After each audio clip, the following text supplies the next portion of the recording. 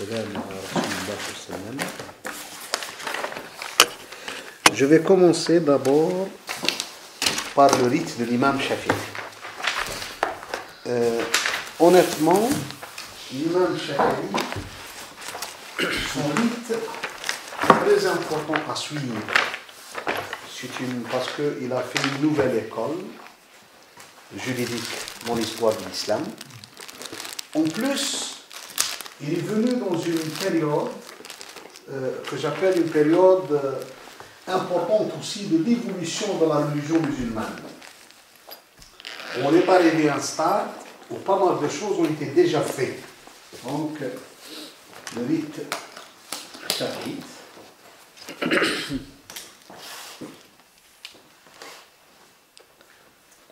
Jusqu'à présent, il inspire pas mal d'études, pas mal d'études, pas mal de critiques, pas mal d'analyses. Les gens, par exemple, quand on lit, on va le voir, on aura beaucoup de questions sur son rite. On ne va pas, nous, faire le rite, on va essayer de faire une étude donc, de son époque, qu'est-ce qu'il a fait, qu'est-ce qu'il a fait avancer dans l'histoire de l'islam, qu'est-ce qu'il a apporté de nouveau dans son époque. En plus, on va avoir un peu des réflexions sur certaines prises de ses positions qui suscitent pas mal d'interrogations jusqu'à présent. Par exemple, pourquoi il a élevé le hadith au rang du Coran? Pourquoi certains théologiens chafiites, par exemple, voient que, par exemple, le hadith authentique peut abroger un verset coranique? Donc, il y a beaucoup de choses, c'est une évolution. Pour moi, c'est la troisième école juridique. Donc, et le hanbalisme, comme je veux, c'est une sous-copie de cette école. Ce n'est pas une école complètement indépendante. Pour moi, il a aussi certaines positions un peu plus ou moins étonnantes sur Ibn al-Qayyim al-Juziyya, dans son livre I'lam al-Muwaqqi'in. Il dit que l'idée de Shafi'i, donc l'avis de Shafi'i concernant les moines, c'est de les tuer. Il a dit mon avis de le tuer s'il n'y avait pas le testament de Abu Bakr, donc le testament du compagnon du prophète du calife Abu Bakr, qui interdisait aux musulmans de s'attaquer aux religieux catholiques ou religieux chrétiens et ça. Donc ça m'étonne toujours pourquoi il a eu une telle position. Si je fais une étude un jour, je le poserai. Aussi une question qui a été aussi abordée par les écoles juridiques malikite et hanafite, c'était sur la position à adopter vis-à-vis des non-musulmans. Est-ce que le musulman fait la guerre à un non-musulman parce que c'est un non-musulman ou parce que c'est un agresseur? Donc, sur quelle base on lui fait la guerre? On fait la guerre contre lui. Est-ce que parce qu'il nous agresse, il y a une agression de sa part, donc et nous on se défend, ou bien parce que la personne lui-même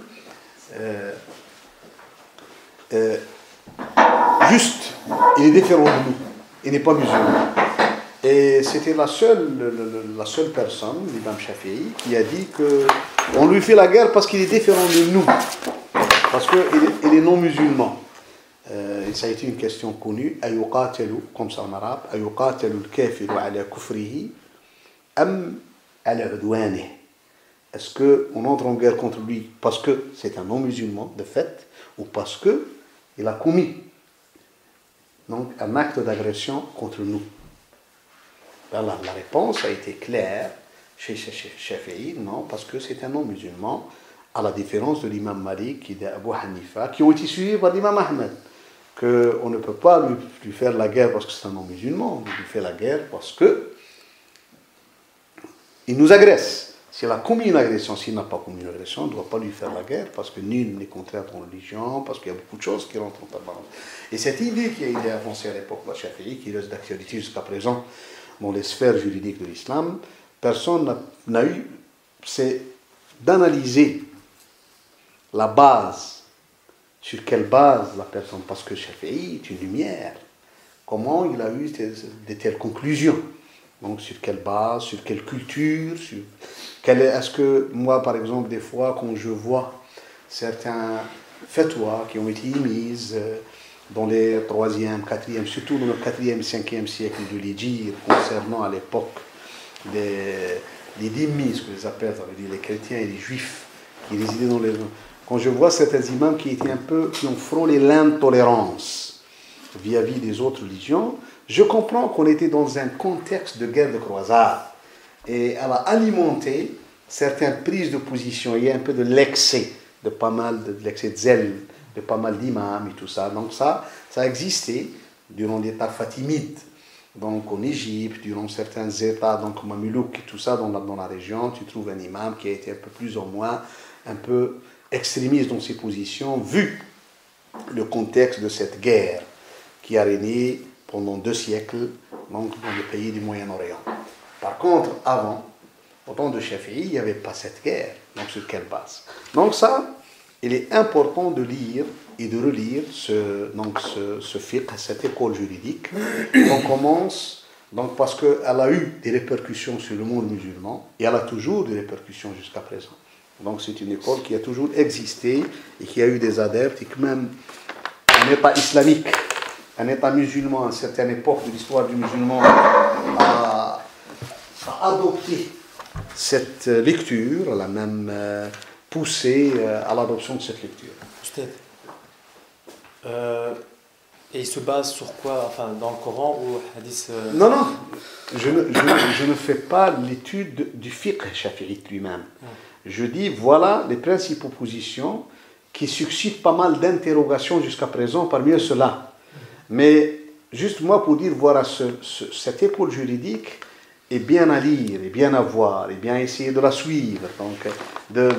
Je vais commencer, avant d'arriver à des choses pareilles, je vais commencer d'abord à donner une biographie de la personne, donc son parcours, comment il est arrivé à être un grand imam, puis quelles ont été les plus grandes influences de sa vie, quelles ont été ses premières démarches qu'il a fait dans l'histoire de l'islam, donc qu'est-ce qu'il a donné comme nouveau, quelles sont aussi certaines choses qu'il a contribué, qu'on a voulu que le monde musulman aurait mieux de le suivre à l'époque. Oui. Aujourd'hui, dans le monde musulman, c'est quelle partie du monde qui suit le rite le rite shafi'ite, si on fait, parce qu'actuellement il y a un changement dans la carte des rites, hein, dans la carte des époques juridiques, il y a un changement. Les gens doivent le savoir, il y a un changement actuellement, ce n'est pas l'ancien changement. Avant, je peux dire jusqu'aux années 1950, donc ça fait un peu 50 ans, quand même, plus de 50 ans. Le rite shafi'ite était plus suivi dans la population égyptienne rurale, donc dans les zones rurales de l'Égypte. Et à l'est de l'Afrique, en Somalie, tout ça, il était suivi aussi par certains gens au Yémen, suivi en Indonésie, en Malaisie, à Brunei, et dans une région du Caucase, le Daghestan. les Tchétchènes?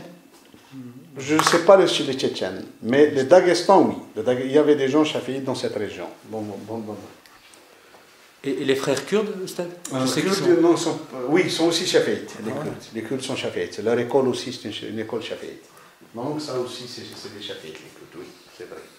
Par contre, l'école malikite, elle était plus présente dans le nord de l'Afrique, et dans l'Afrique occidentale, et donc l'Afrique centrale, donc de l'islam africain, au sud du Sahara.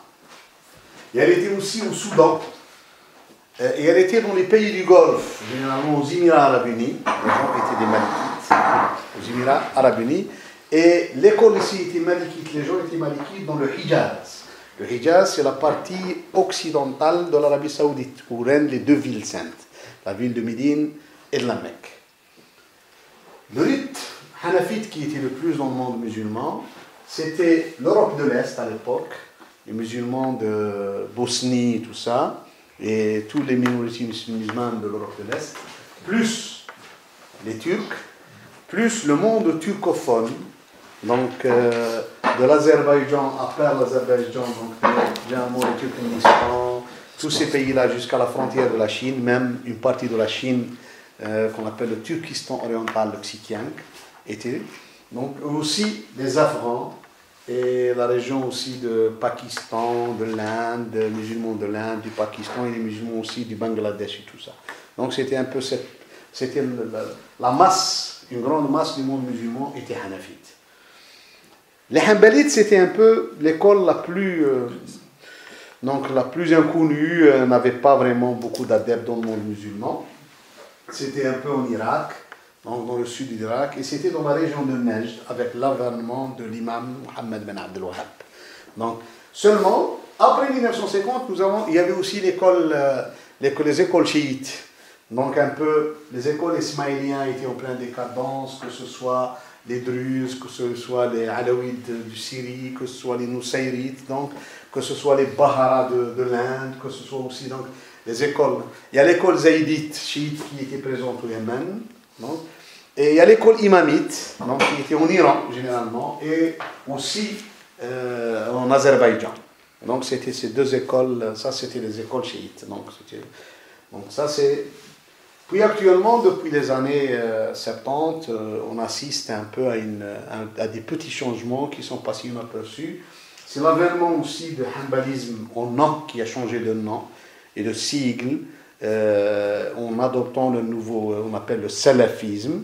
Donc c'est l'école hanbalite qui avance dans pas mal de pays dans le monde sunnite, au détriment des autres rites, au détriment de l'école malikite, au détriment de l'école hanafite, au détriment de l'école shafiite. Et l'avènement aussi de l'école imamite, donc chiite, qui a un peu, d'une façon aussi, qu'on le veuille ou non, avalé les autres écoles ismaéliennes, septissima, telles que les écoles, l'école alaouite de Syrie, l'école même zaïdite est en train de l'avaler avec les Houthis, donc au Yémen, donc pour étendre son influence politique. Donc ces deux écoles-là, donc il y a un changement. Je ne sais pas, avec ce problème de Syrie, on va voir quelles seront les répercussions du changement après. On ne sait pas pour le moment. Donc ça, c'est un peu la carte des... Je commence toujours avec Shafi'i. Shafi'i, il est né en 150 de l'Hégire. Sa naissance, 150 de l'Hégire. 150 de l'Hégire est une année qui a vu la mort de l'imam Abu Hanifa.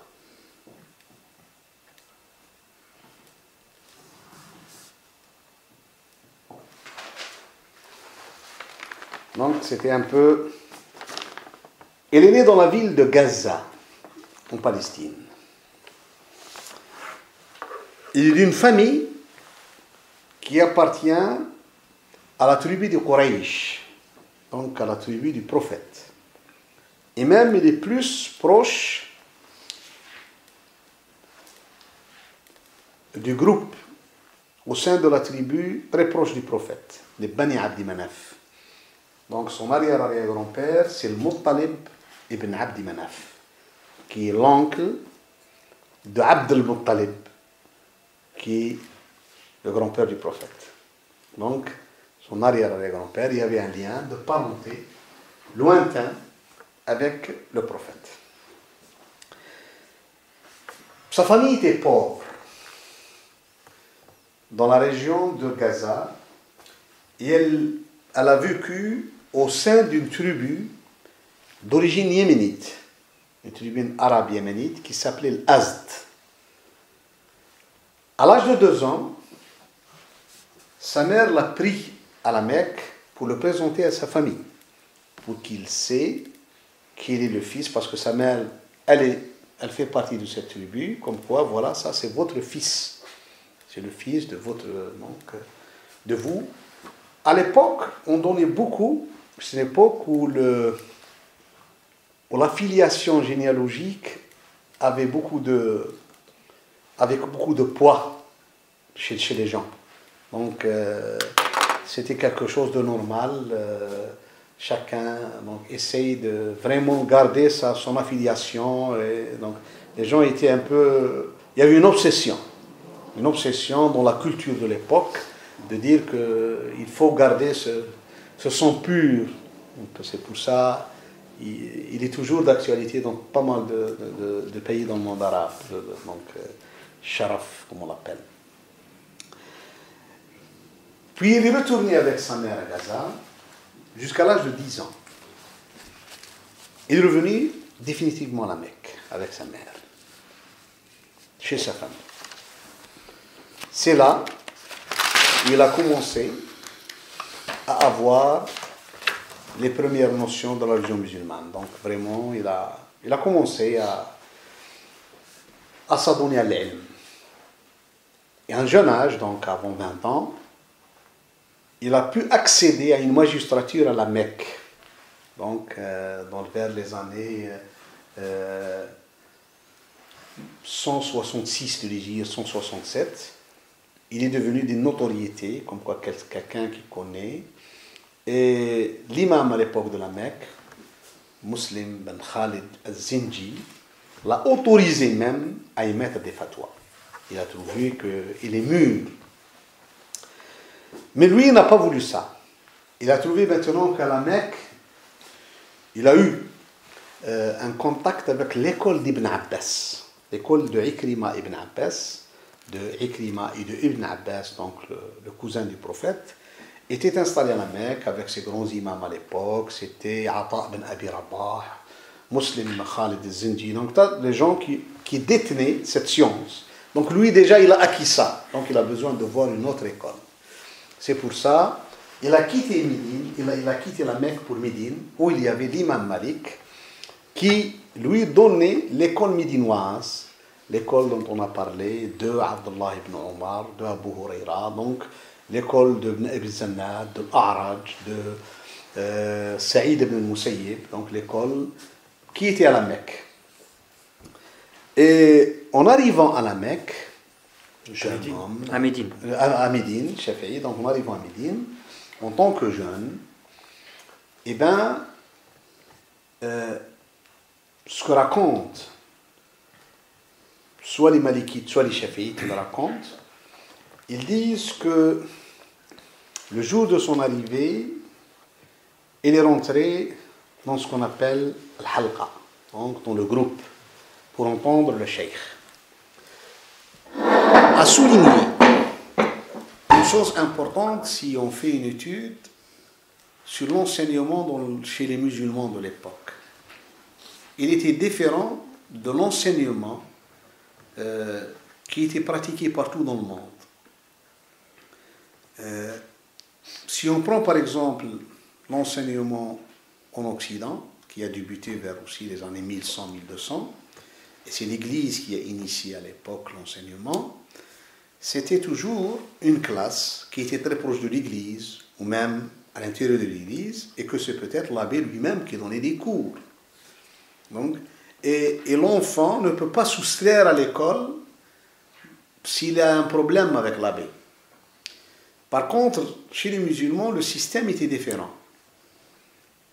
À part celui qui donnait des cours coraniques quand on est petit, à l'âge quand les enfants sont petits, 5 et 6 ans et tout ça, mais dès qu'ils arrivent à acquérir une certaine forme du Coran et tout ça, à l'âge de 12 ans, 13 ans, les musulmans donnaient des cours par chair. Quelqu'un dans le hadith, un autre dans le tafsir, l'exégèse coranique, un autre dans les sunan, donc du prophète et tout ça. Mais il n'y avait pas qu'une seule personne. Dans chaque matière, vous en trouvez 3, 4 personnes.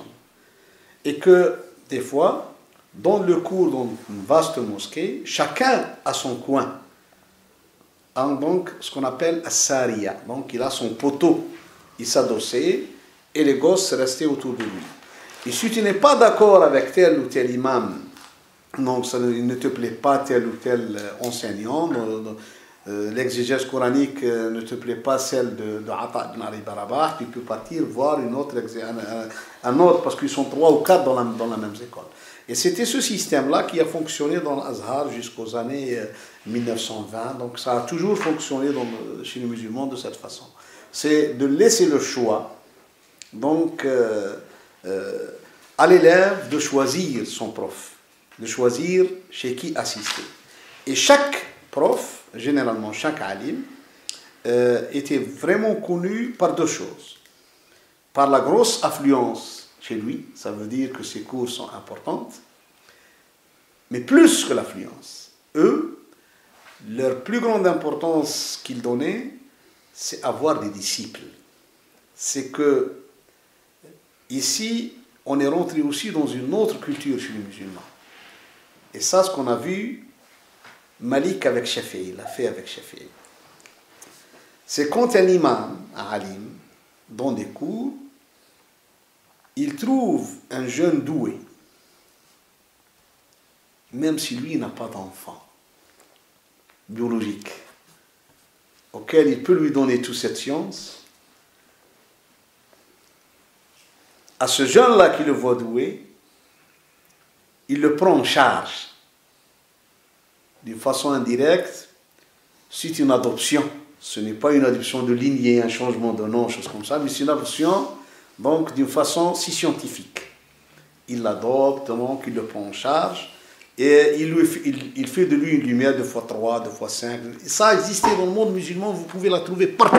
Ça est devenu un peu une règle.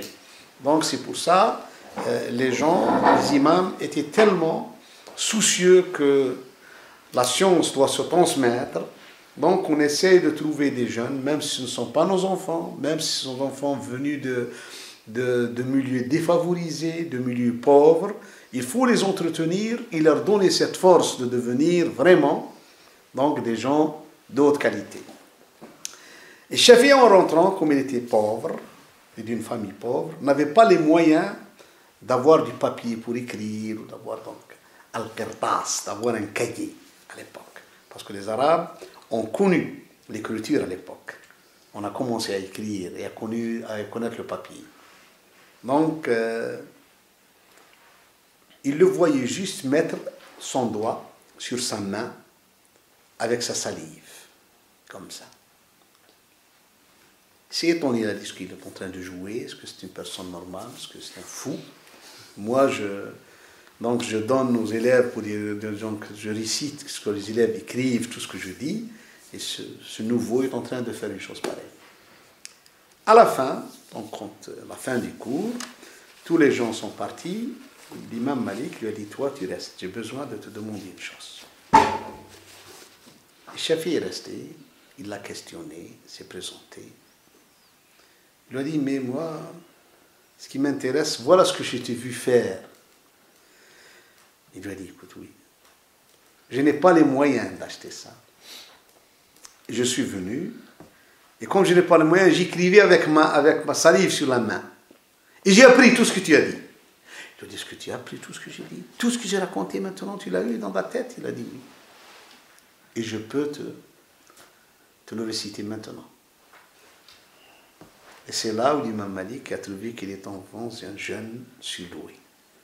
Ce n'est pas une personne qu'on va laisser partir comme ça. Il l'a pris en charge. Il l'a pris en charge, donc matériellement et si scientifiquement. Il l'a avancé.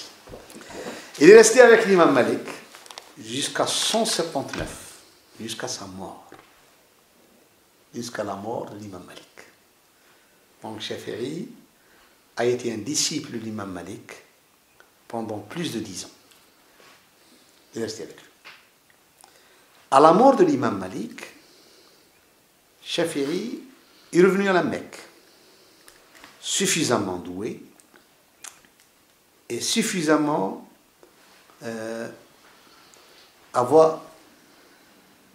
avec bagage si scientifique. Maintenant, il doit travailler. Le gouverneur de Yémen, qui était un proche de la famille abbasside, les Bani Abd al-Madan, avait besoin d'un juge, d'un qadi. Il lui a été recommandé à la Mecque, comme voilà, vous avez un jeune, un imam, qui peut faire cette fonction. Effectivement, Shafi'i partit au Yémen en tant que qadi, sous la direction de son gouverneur de l'époque, les Bani Abd al-Madan. En arrivant à ça, au Yémen, dans sa fonction de juge, c'est là où il a instauré une nouvelle aussi norme de justice. basé sur l'équité, pas de corruption, et l'honnêteté absolue. Et des informations commencent à circuler sur lui, qu'il y a un grand imam, alim en plus, un disciple de l'imam Malik, qui est actuellement le qadi, donc le juge de la province du Yémen, et c'est une personne qui a aboli toute forme de contourner la vraie justice. Donc pas de corruption, pas de quelqu'un avant quelqu'un, pas de quelqu'un qui a des privilèges plus que l'autre. Donc c'est vraiment une vraie justice. Dans le monde musulman de l'époque omeyyade et l'époque abbasside, exactement, certaines personnes qui sont dans les capitales, que ce soit à Damas ou à Bagdad après, surtout à Bagdad, ne voient pas d'un bon œil l'émergence d'un justicier loin des provinces, loin de la capitale. Vu peut-être qu'il peut un de ces jours causer un problème, que les gens donc, vont se soulever, trouver en lui. Donc, il aura une notoriété. Ça, c'est le problème des gouvernants. Ils ne veulent pas que quelqu'un ait une notoriété par son propre chef. Généralement, on essaye de faire à quelqu'un une notoriété. Le jour où il lève la tête sur nous, on lui enlève cette notoriété. C'est ça la politique. Donc, par contre, la personne, il a eu sa propre notoriété. Donc, et jusqu'à présent, pas mal de systèmes dans les pays arabes appliquent cette règle. On construit des gens bidons, on fait de ces gens-là des notables. Le jour où ils poussent les ailes contre le pouvoir lui-même, on leur détrône de leur notoriété. Ils sont rien. Par contre, les gens qui ont dans leur propre chef cette notoriété, on essaie dès le début de les mater et de les mettre hors sujet. Ça, c'est une politique connue dans le monde arabe. Donc ça, vous en aurez à voir dans votre vie, à mon avis. Donc, dans votre vie même, vous allez la voir. Ici, tombe une accusation contre l'imam Shafi'i. Tu sais, quelqu'un, quand il dépasse son temps, quand on est précurseur, et on dépasse le temps, on est avant les gens, on est victime de pas mal de choses dans la vie. Et je le dis honnêtement, tout précurseur aura un peu un problème avec les gens de son époque.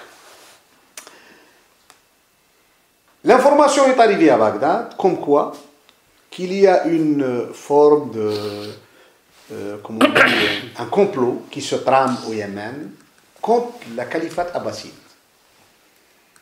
Et on a cité des gens, parmi ces gens, la cité qui participe au complot, c'était l'imam Shafi'i. Son nom est cité comme étant un comploteur contre l'État. Et on a pris comme référence que Shafi'i aimait beaucoup l'imam Ali ibn Abi Talib. Donc, et le problème de légitimité dont je vous ai parlé entre les Abbassides et les Alaouides était fort à cette époque-là. Donc, est-ce que c'est un imam, c'est un qadi d'obéissance donc vers la famille de l'imam Ali, chiite, choses comme ça. Donc, quels sont plus dans le chiisme, l'école du Dissimane a commencé par insulter Abu Bakr et Omar. Est-ce qu'il est dans cette optique? On a commencé à essayer de voir.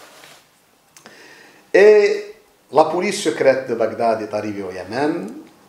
Elle a arrêté Shafi'i avec 9 autres et puis transféré vers Bagdad.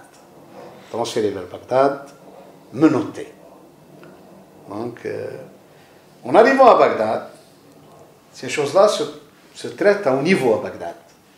Se traitent au niveau du calife lui-même. Les complots contre l'État ne se traitent pas au niveau normal, c'était à haut niveau, donc à la cour. Le calife à l'époque était Haroun al-Rachid.